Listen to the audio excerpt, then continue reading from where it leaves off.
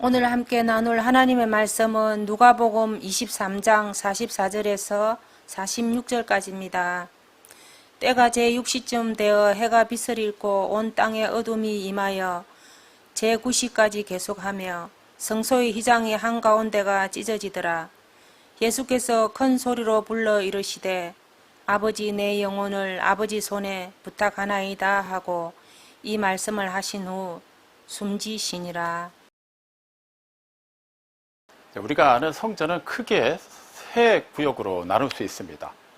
일반적인 백성들이 들어올 수 있는 뜰이 있습니다. 그리고 제사장들이 들어가서 하나님을 예배하고 봉사하는 성소가 있고요. 또 그 안쪽으로는 1년에 단 한 번 대제사장만 속죄일에 들어갈 수 있는 지성소가 있습니다. 그 외에도 이렇게 여러 이렇게 구역이 나눠지긴 합니다만 크게 이렇게 세 군데로 나눠볼 수가 있어요. 여기서 우리는 지성소를 한번 주목해 보고자 합니다. 지성소, 성소 안에서도 왜 더 특별한 공간이 필요했던 것일까요? 그 안에는 하나님의 거룩한 임재를 상징하는 언약궤가 있었기 때문이에요. 근데 따로 무슨 뭐 벽을 만들거나 어떻게 방을 하나 따로 만들어 놓은 게 아니라 그냥 성소 안에 그냥 커튼 하나를 이렇게 딱 두어서 성소와 지성소를 구분했습니다.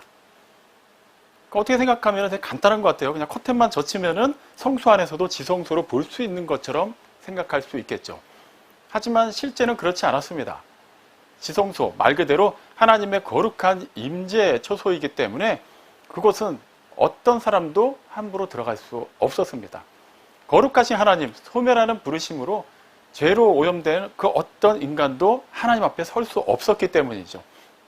그래서 대제사장도 1년에 단 한 번 있는 속죄일에만 희생의 피를 가지고 굉장히 두려워하며 그 안으로 들어갈 수 있었어요. 모든 이스라엘, 심지어는 그 성수와 또 성막에 관련된 모든 그 기구들을 성결케 하기 위해, 그 죄를 속하기 위해 기도하러 들어갈 수 있는 것이었죠. 대제사장쯤 되면은 그냥 들어가도 될 것 같은데 그렇지 않습니다. 그도 우리와 똑같은 성정을 가진 사람이죠. 완전한 존재가 아니에요. 그렇기 때문에 지성소로 들어간다는 것은 어느 누구도 상상할 수 없는 일이었습니다. 아예 그냥 지성소라는 그 공간이 있다는 것만 알 뿐이지 그 외의 것은 아무것도 알려지지 않았다고 할 정도였어요. 그만큼 신비로운 공간이었습니다. 근데 그 지성소와 성소로 구분하는 그 커튼이 어느 정도의 규격을 가지고 있냐 하면 대략 그 길이와 폭이 4.5m 정도 됩니다. 상당히 크죠? 두께도 한 15cm 정도 되었어요. 엄청난 규모입니다. 그리고 그것은 그냥 뭐 아무거나 이렇게 재료를 가지고 만든 것이 아니라 가늘게 꼰 배실하고 청색실, 자주색실, 홍색실을 정교하게 엮어서 굉장히 질긴 구조가 되도록 만들어 놓았어요. 그냥 벽이라고 봐도 무방할 정도입니다. 그러니까 이거는 1년에 단 한 차례 대제사장만 살짝 젖힐 때 외에는 아무도 만질 수가 없었겠죠. 그렇기 때문에 물리적으로 본다면은 여간에서는 해지거나 뭐 찢어질 일이 없는 구조물이라 볼 수 있습니다. 근데 성경을 보면 그 휘장이 찢어진 사건이 기록되어 있어요. 바로 예수님이 그 구속사를 십자가 위에서 다 완성하시고 돌아가시는 순간 일어난 일이죠. 오늘 읽은 누가복음 23장 45절에 보면 그냥 성소 휘장이 한가운데 찢어졌다 이렇게만 기록되어 있어요. 하지만 평행 본문인 마태복음 27장 51절을 보면 휘장이 위에서부터 아래까지 찢어져 둘로 나뉘었다라고 기록되어 있습니다. 경우의 수를 한번 따져보죠. 성소 휘장이 찢어졌다. 이거는 그냥 가만히 있는 상태에서 찢어질 수가 없는 엄청난 규모인데 이게 찢어지려면은 일반적으로 생각할 때 어떤 외부적인 물리력이 가해져야만 가능하겠죠. 근데 그 커튼 자체, 휘장 자체를 아무도 못 건듭니다. 대제사장만 1년에 딱 한 번 살짝 젖힐 정도인데 그렇다면 용의자가 누가 되겠죠? 대제사장이에요. 굳이 만질 수 있는 한 사람을 꼽자면 대제사장 뿐이니까요. 하지만 1년에 단 한 번 있는 속죄일에만 살짝 젖힐 뿐인데 그때는 속죄일도 아니고 6월절 기간이란 말이죠. 대제사장도 거기에 출입할 수가 없습니다. 할 수 있다 하더라도 그 엄청난 규모, 그 질긴 두께의 휘장을 사람의 힘으로는 찢을 수도 없었겠죠. 무엇보다 위에서부터 아래로 찢어졌어요. 약 4.5m가 넘는 높이의 위에서부터 찢어졌다는 것은 아예 사람이 개입할 수 없었던 일임을 말하는 것이죠. 결과적으로 이 휘장은 누가 찢은 겁니까? 하나님이 찢으신 거예요. 예수님의 십자가 대속의 그 모든 사역이 다 이루어졌다는 것을 하나의 상징으로 하나님께서 보여주신 것이죠. 자, 이걸 그냥 하나의 상징이다 이렇게만 이야기에는 너무나도 그 당시 상황은 급박했을 겁니다. 성소 안에서 성소와 지성소를 엄격하게 구분하던 휘장이 찢어졌어요. 그럼 이제 원래 그 성소 안에는 누가 들어갈 수 있었죠? 제사장들만 들어갈 수 있었어요. 그들도 지성소까지는 못 들어갔어요. 그런데 제사장들 입장에서 뭐 성소 안에서 봉사도 해야 되고 예배도 드려야 되기 위해 들어갔는데 지성소가 오픈된 겁니다. 다른 제사장들도 본 적도 없는 그 언약궤가 눈앞에 딱 드러났어요. 난리가 날 법도 하죠. 다 죽는 겁니다. 근데 아무도 그 일로 인해서 죽지 않았습니다. 이것을 신약에서는 어떻게 상징적으로 표현하냐면 히브리서 10장 20절을 보면 그 휘장이 곧 예수님의 육체라고 말합니다. 예수님이 그 휘장을 뚫어서 우리를 위해 살 길을 열어 놓으셨다라고 표현해요. 이제 지성소가 완전히 가려져 있던 것이 오픈이 되었어요. 개방이 되었습니다. 누구라도 기존에는 다 죽을 수밖에 없었지만 이제는 죽지 않게 되었어요. 기존에는 대제사장만 희생의 피를 가지고 두려워하며 떨면서 간신히 들어갔던 그곳을 이제는 예수님의 그 보혈의 공로 의지하여 모든 사람이 들어갈 수 있게 되었다는 거예요. 하나님의 임재 앞에 설 수 있게 되었다는 겁니다. 여기서 의문점이 들 수 있죠. 그래봤자 성소는 제사장만 들어갈 수 있는 곳이기 때문에 일반적인 이스라엘 백성들, 일반적인 예배자들과는 여전히 동떨어진 공간이라고 생각할 수 있습니다. 그러면 히브리서 기자는 왜 제사장들에게만 한정하지 않고 우리 모두를 위한 살 길을 열어놓으셨다고 말하는 것일까요? 베드로전서 2장 9절에서 답을 찾을 수 있죠. 베드로전서 2장 9절을 보면 예수님을 구세주로 영접한 모든 성도들을 가리켜 왕과 같은 제사장이라고 말합니다. 그냥 우리는 예수님을 믿음으로 말미암아 그냥 뭐 어떤 것도 변하지 않은 상태에서 단지 지옥 갈 뻔한 운명이 천국으로 가게 되었다, 이것만 바뀌었다라는 게 아니에요. 우리의 신분 자체가 완전히 바뀌었다라고 얘기합니다. 택하신 족속이요, 왕 같은 제사장이요, 거룩한 나라로 하나님이 아예 구별해 놓으셨다라는 거예요. 기존에는 성소에 들어가기 위해서는 하나님께서 택하신 사람들만, 구별된 사람들만 들어갈 수 있었지만 이제는 예수님의 그 구속사의 은혜에 힘입어서 예수님을 구세주로 영접한 모든 사람이 왕과 같은 제사장으로서 하나님의 그 임재 앞에 나아갈 수 있게 되었다라는 거예요. 그래서 히브리서 10장 19절은 우리가 예수님의 그 피를 의지하여서 성소에 들어갈 담력을 얻었다라고 말합니다. 담대하게 그 지성소 앞에 나아갈 수 있게 되었다라는 거예요. 이거는 담대하게 지성소로 나아갔으면 좋겠다가 아니라 나아갈 수도 있다가 아니라 나아갈 수 있게 아예 그냥 길이 열렸다라는 거예요. 기존에 나아가고 싶어도 휘장이 가로막고 있었어요. 까짓거 젖히면 되겠지만 그 순간 죽습니다. 하지만 이제는 죽지 않게 되었어요. 아예 하나님이 그걸 다 찢어 놓으셨기 때문이에요. 더 이상 거치는 것이 없도록 기존의 그 율법의 한계를 완전히 무너뜨리신 겁니다. 나아가라는 거예요. 담대히 나아가라. 그 측면을 우리는 잘 살펴봐야만 합니다. 예수님께서 십자가 위에서 우리의 모든 죄를 대속하시고 돌아가심으로 말미암아 우리가 구원받을 수 있는 길을 열어주신 것은 단지 우리를 지옥에서 천국으로 옮겨 놓으실 것이다. 이 세상 삶을 어떻게 버티고 살다 보면 죽고 나면 우린 천국에 간다. 이것만을 말하기 위함이 아니라는 거예요. 이제 우리는 그 성소, 지성소를 향해 담대히 나아갈 수 있게 되었다는 겁니다. 그렇게 하라는 것이죠. 그러면 지성소를 향해 담대히 나아간다는 게 무슨 의미일까요? 자, 나아갑니다. 몇 발짝 가다 보면 나오겠죠. 그럼 끝나요. 그럼 그 이상 뭘 어떻게 하라는 얘기죠? 이미 그 표현 안에 답이 다 들어있습니다.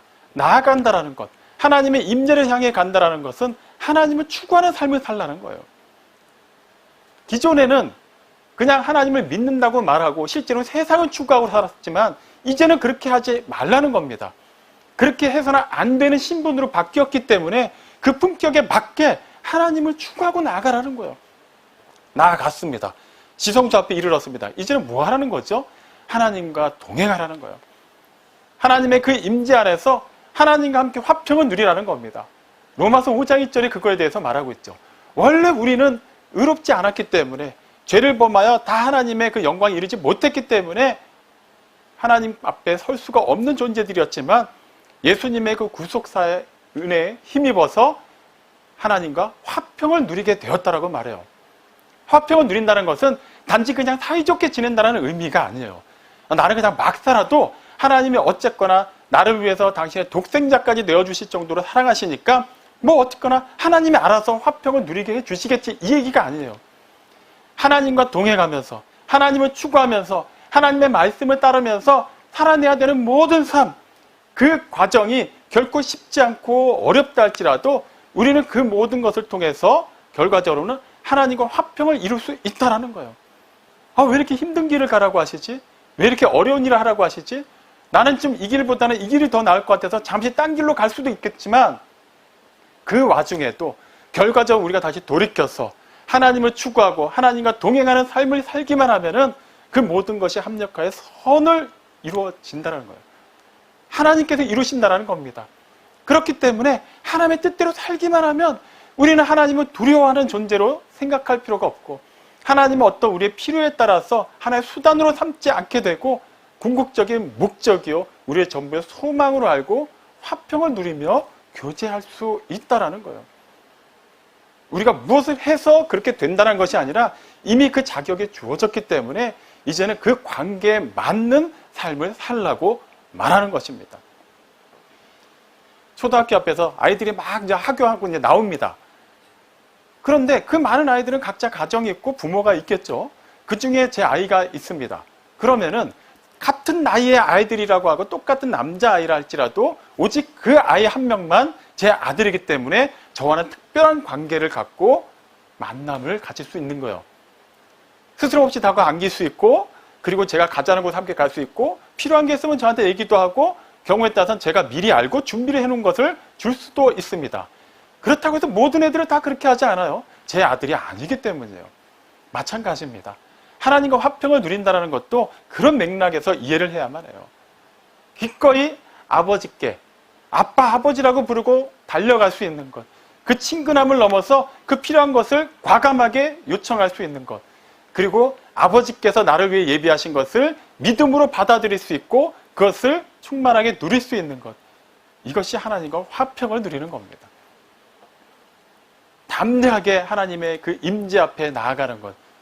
바로 이런 의미를 가지고 있는 것이죠. 어떻게 보면 약간 막연할 수도 있어요. 그러니까 하나님을 추구한다는 것이 구체적으로 어떠한 것을 해야 된다는 얘기입니까? 우리는 보통 하나님께서 이루신 일에 대해서 어떤 반응을 보이는 것을 어떤 일적인 측면으로만 생각하는 경향이 있어요. 하나님이 위에서부터 찢으셨으니, 즉 내가 찢어놓은 것도 아니고 내가 거기서 찢어도 아무 문제가 없을 정도로 의로웠던 것도 아니고 자격도 없고 조건도 갖추지 못했는데도 불구하고 하나님이 몸소 그것을 찢으심으로 말미암아 당신의 아들의 그 살과 모든 것을 찢으심으로 말미암아 우리를 위한 그 생명의 길을 열어주셨으니 이제는 내가 어떻게든 하나님께 보답하는 차원에서 뭔가를 해야 되지 않을까? 그 생각 자체는 틀린 게 아니에요. 근데 우리는 단순하게 도식화합니다. 예배를 잘 드려야 돼요. 주일 성수 잘해야 됩니다. 가급적이면 11조 빠지면 안 되겠죠. 봉사도 할 수 있는 만큼 하고 전도도 할 수 있는 데까지는 하는 게 좋겠습니다. 하지만 이것은 어디까지나 부차적인 거예요. 본질이 아니라는 것이죠. 자연스럽게 본질이 세워지고 나면 따라오는 것이지 이것은 본질과 별개로 이것을 함으로 인해서 우리가 하나님께서 이루신 그 은혜에 보답을 하거나 그것을 충분히 상쇄할 만한 어떠한 자격을 갖추는 요건으로 삼을 수는 없다라는 거예요. 그것을 보다 구체적으로 알려주시기 위해 오늘 읽은 누가복음 23장 46절에서 예수님의 십자가에 사신 마지막 말씀이 기록되어 있습니다. 예수님이 큰 소리로 부르짖으셨어요. 아버지, 내 영혼을 아버지 손에 부탁하나이다. 그리고 숨을 거두십니다. 예수님은 무려 6시간 동안 십자가에 매달려 계셨어요. 온몸에 물과 피를 다 쏟으셨죠. 얼마나 고통스러우셨고 얼마나 기력이 쇠하셨을까요? 숨지셨어요. 그러니까 그 직전에 힘이 있으셨겠습니까? 상식적으로 없었습니다. 없을 수밖에 없죠. 그러면 무슨 말을 하시더라도 굉장히 희미한 목소리로 하셨을 법도 한데 큰 소리로 부르짖으셨어요. 온몸의 마지막 에너지를 다 짜 넣으신 겁니다. 왜 그러셔야만 했을까요? 정말 하나님께 드려야 되는 말씀이라면 마음속으로 하셔도 되고 작게 속삭이셔도 됐을 법한데 굳이 그 마지막 순간에 그 고통 가운데서도 에너지를 다 끌어모아서 크게 소리치셨다는 것은 그 자리에 있는 모든 사람들이 그 말씀을 들어야 한다는 것을 알려주시기 위함이에요. 그리고 그들이 듣고 또 기록해서 후대에까지, 지금 우리까지, 앞으로 주님 오시는 그날까지 예수님을 구세주로 영접하는 모든 사람들이 반드시 알아야 하는 무언가가 있기 때문에 부르짖으신 거예요. 근데 그 내용이 무엇인가요? 아버지, 내 영혼을 아버지 손에 부탁하나이다. 내용이 되게 단순해요. 그리고 지극히 개인적입니다. 예수님과 관련된 얘기예요. 아버지, 이들의 영혼을 아버지 손에 부탁하나이다. 그렇게 기도하지 않으셨어요. 내 영혼을, 예수님의 영혼을 하나님께 맡기신 거예요. 그런 기도라면 굳이 그렇게 소리를 내면서 많은 사람들에게 들려주실 필요가 있었을까요? 하지만 그러셔야만 했어요. 그리고 당연히 그러실 수밖에 없는 기도였습니다. 왜 그런가요? 갈라디아서 2장 20절에 기록되어 있죠. 우리는 그리스도와 함께 십자가에 못 박혔고 그리스도와 함께 죽은 자들입니다. 지금 예수님이 십자가에 못 박히신 상태에서 숨을 거두시기 직전에, 그 죽음 직전에 하신 말씀이 내 영혼을 아버지께 맡기나이다, 부탁하나이다 였다면 우리 또한 예수님과 함께 그 기도를 하는 성도가 되어야 한다는 거예요. 그리고 이미 예수님이 그 일을 이루셨죠. 예수님의 영혼이 이미 아버지 손에 위탁되었습니다. 그리고 예수님은 나중에 부활하시고 나서 일정 기간 지내시다가 승천하시고 난 뒤에는 원래 영원전부터 계셨던 그 영광스러운 자리에 지금도 계십니다. 그러므로 이미 일어난 그 일에 우리도 같이 포함이 되어 있는 거예요. 즉 그거를 알려주고 계신 겁니다. 갈라디아서 2장 20절 후반부가 그걸 말하고 있죠. 이제 내가 육체 가운데 사는 것은 나를 사랑하사 나를 위하여 자기 자신을 버리신 하나님의 아들을 믿는 믿음 안에서 사는 것이다. 단지 예수님과 함께 죽고 예수님과 함께 십자가에 매달린 상태에서 고통당하고 이것으로 우리는 끝난 것이 아니라 이제 예수님이 살아나신 그 영원한 생명, 그 예수님이 이루신 그 놀라운 역사를 우리 또한 계속해서 누리고 향유하고 있다라는 거예요. 이 사실이 예수님의 영혼을 하나님께 부탁하는 것과 무슨 연관이 있을까요? 예수님은 영혼을 하나님께 맡겼어요. 마지막 순간 가장 초점을 맞추신 영역입니다. 그만큼 중요한 일이라는 것을 알려주셨고 실제 그 일은 일어났죠. 그리고 그분께 속한 자로서 우리 또한 무엇을 하라는 겁니까? 우리의 영혼을 하나님께 맡기라는 거예요. 그리고 이미 일어난 일이니까 우리의 영혼이 하나님께 맡겨진 자로서 하려고 말씀하시는 거예요. 우리는 영혼을 하나님께 맡긴다라고 하는 것을 그냥 사후 세계의 영역으로만 이해하려고 합니다. 그냥 이 땅에 사는 동안에는 어쨌거나 우리 안에 영혼이 있는 거는 아는데 그걸 잘 인식하지는 않죠. 의식하지는 않습니다. 그냥 이 육신이 이끄는 대로 이 육신이 필요한 것을 충족시키고 뭔가 필요한 것을 준비하고 이 육신의 그런 모든 즐거움을 위해서 어떻게든 노력하고 구하고 그러면서 살기 바빠요. 정작 우리의 영혼이 추구해야 되는 것에는 굉장히 관심을 기울이지 않습니다.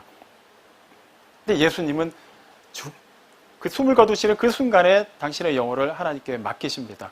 그리고 우리에게 말씀하시는 거예요.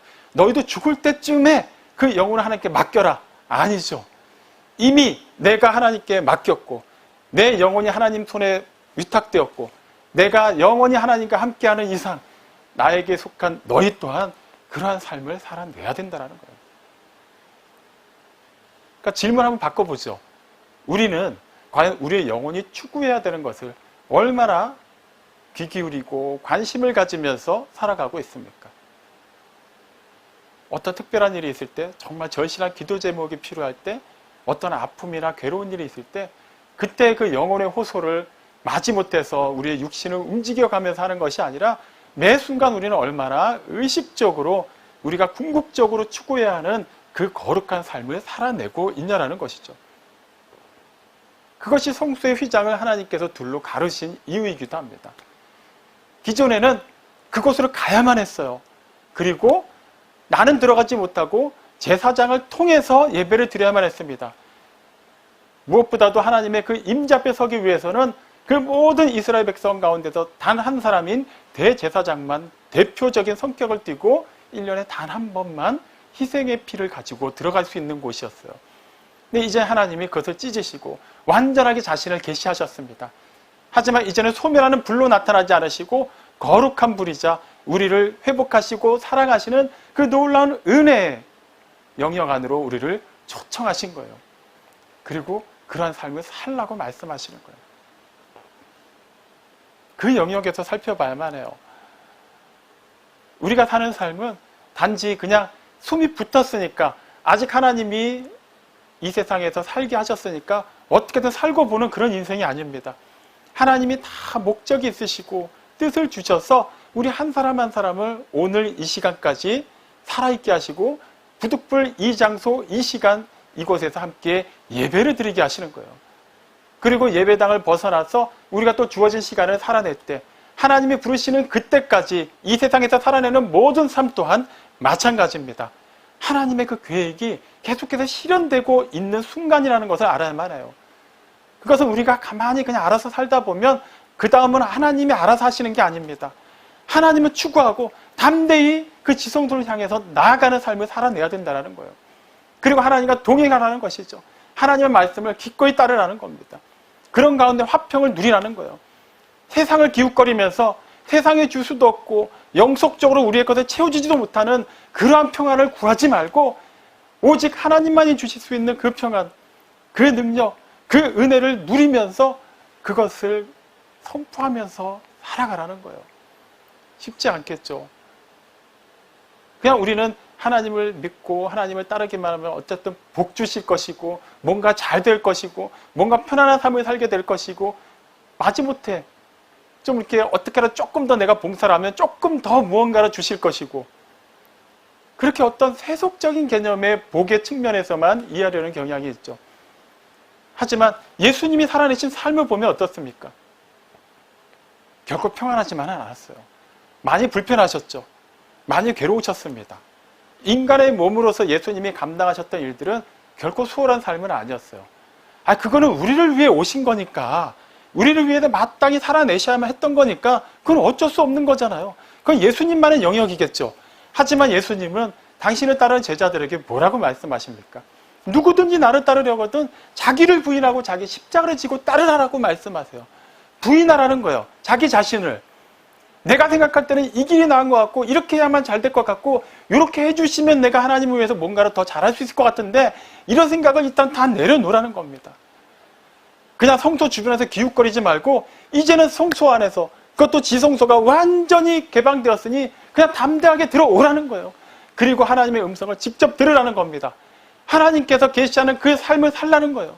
하나님이 친히 놓아주신 그 길을 가라고 하시는 겁니다. 하나님은 그저 댕그렁 우리를 세상 가운데 두시고 어쨌거나 구원받았으니까 너희는 나중에 천국 갈 때까지 알아서 버티다 잘 살다가 와라 이렇게 말씀하지 않았어요. 너희가 스스로 길을 잘 찾아봐라. 어떻게든 잘 만들어봐라. 그리고 내 마음에 들면 내가 그 길 위에 복을 주겠다라고 말씀하지 않으십니다. 당신이 직접 길이 되어주셨습니다. 커다란 장애물을 두시고 어떻게든 너희 능력을 그걸 한번 넘어와 봐라. 믿음으로 한번 해봐라 말씀하지 않았어요. 하나님과 우리 사이에 거치는 그 어떤 장애물도 다 무너뜨리셨습니다. 당신의 몸을 깨뜨리시면서까지 그 길을 놓아주셨어요. 하나님이 책임지시겠다라는 거예요. 결과적으로 화평하게 사는 것은, 하나님과 화평을 누린다는 것은 우리가 무엇을 해서 하나님의 그 원하시는 기준을 충족시켜서 복을 받을 때 이루어지는 것이 아니라 이미 그 모든 조건이 다 이루어졌다는 거예요. 가자라는 거예요. 함께 가자라는 겁니다. 담대하게 간다는 것은 그런 의미예요. 내 스스로는 담대할 수가 없어요.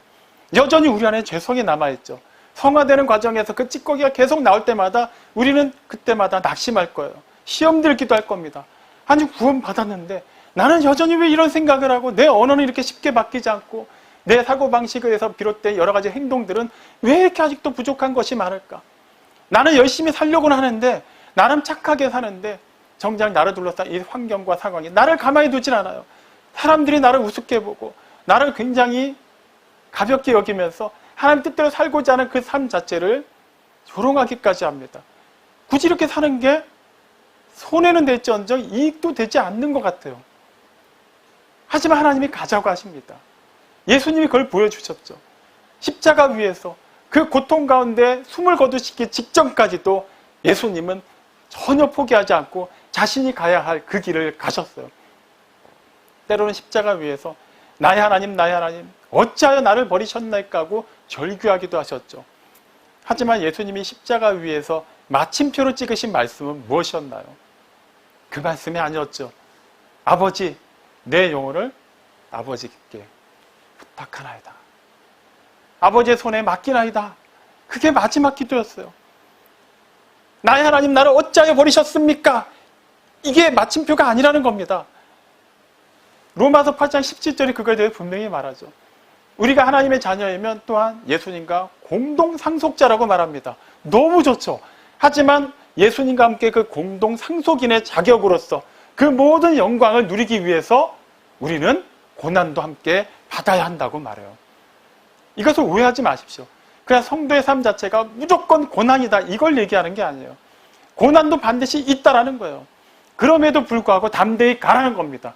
우리는 뭔가 꽃길이면은 그냥 안심하고 갔지만 뭔가 장애물이 있고 길이 좁고 험하고 뭔가 꼬불꼬불하고 딱히 끝이 안 보일 때 뭔가 사망의 음침한 골짜기가 저기 앞에 보인다 싶으면은 담대해지지가 않아요.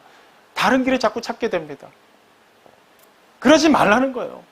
하나님이 놓으신 길이니까 이미 끝은 결정이 돼 있으니까 그냥 포기하지 말고 가라는 겁니다. 예수님이 보여주셨잖아요.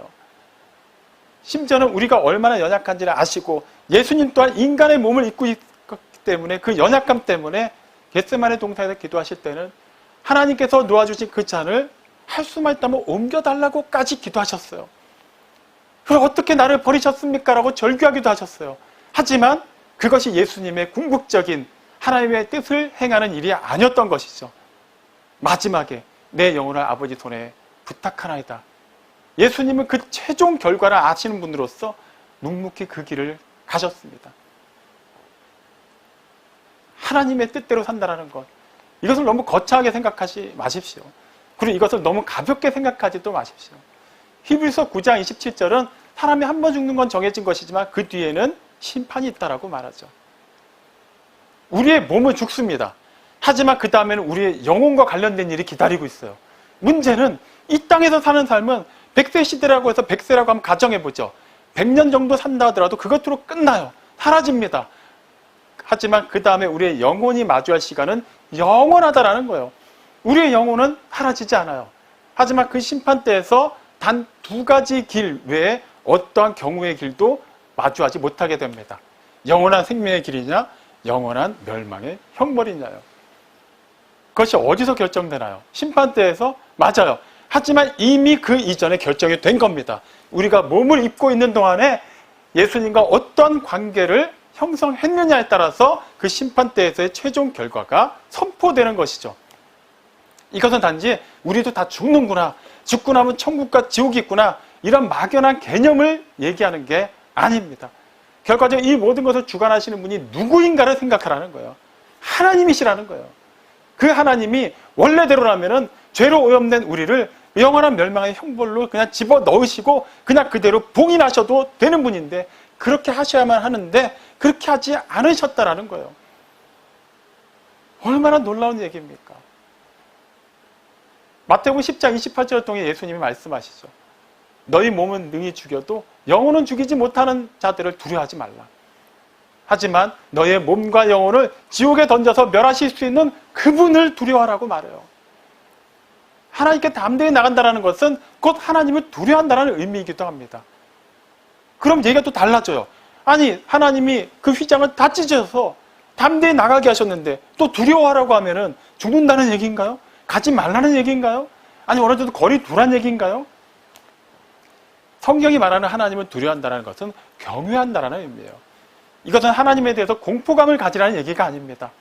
하나님의 주권과 하나님의 영광을 인정하는 가운데 그분에 대해서 가지게 되는 그런 거룩한 두려움, 그런 경건한 공경심을 얘기하는 거예요.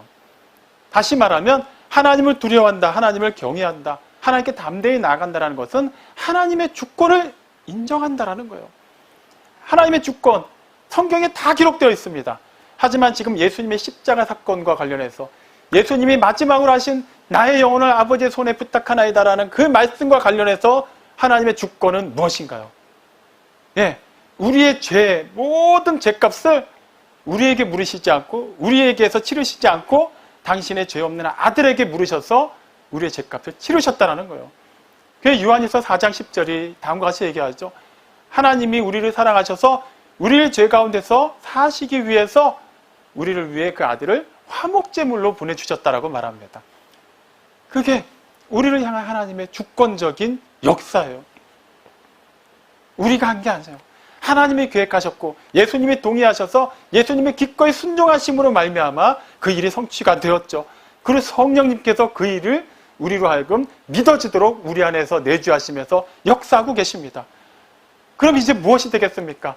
하나님께 담대히 나간다. 그 지성수 앞에 담대히 들어간다는 것은 단지 예수님이 나의 구세주이십니다라고 믿는 것으로 끝나는 것이 아니라 이제는 구세주가 되시고 또한 우리의 영혼을 하나님의 손에 같이 위탁하신 그 상황을 받아들이는 거예요. 다시 말하면 이제는 영원히 하나님과 함께하고 동행하는 자로서의 삶을 살아내는 것. 이것이 바로 우리가 하나님 앞에 담대히 나가는 삶이 되는 것입니다. 지난주에 살펴봤듯이 구세주는 단지 사람의 필요한 것을 채워주는 것에 그치는 게 아니에요. 궁극적으로 그 사람을 살리는 것입니다. 마찬가지예요. 우리는 그냥 살아난 것에 끝나는 것이 아니라 우리는 살아난 자로서 이젠 살아내야 된다는 거예요. 예수님이 하나님께로 나아갈 수 있는 유일한 길과 진리와 생명이 되어주셨죠. 그리고 그 길로 우리를 초청하시고 그 좁은 문을 통과해서 들어선 이상 그 문을 닫아버리셨어요. 이제 우리에게 뒤가 없는 겁니다. 멀리 너머에 다른 길들은 보일 수 있지만 우리가 가야 될 길은 오직 이 한 길이라는 거예요. 하나님이 그냥 꽉 붙잡고 가시는데 뭐가 문제가 되겠습니까?